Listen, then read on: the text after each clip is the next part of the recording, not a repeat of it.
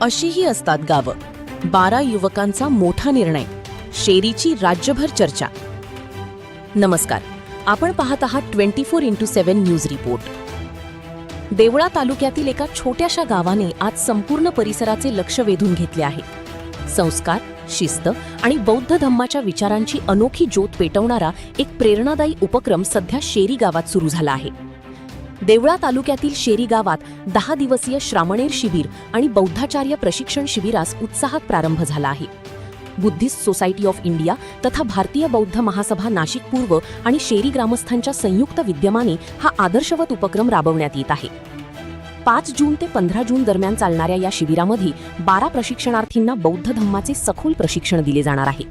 सकाळी व्यायाम, ध्यान साधना, ग्रंथ वाचन तसेच विविध विषयांवरील मार्गदर्शनाचा लाभ प्रशिक्षणार्थींना मिळणार आहे.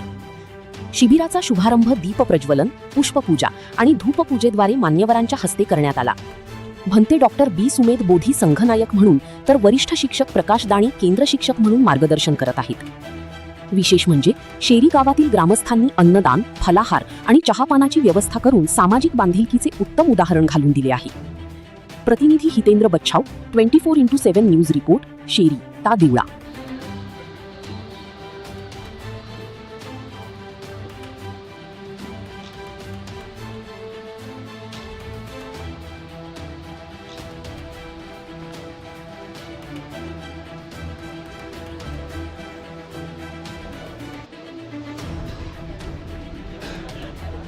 आहे 10 दिवसासाठी जे श्रामणेर बसणार आहे तो आपण सर्व त्या ठिकाणी असणारे समाजसेवक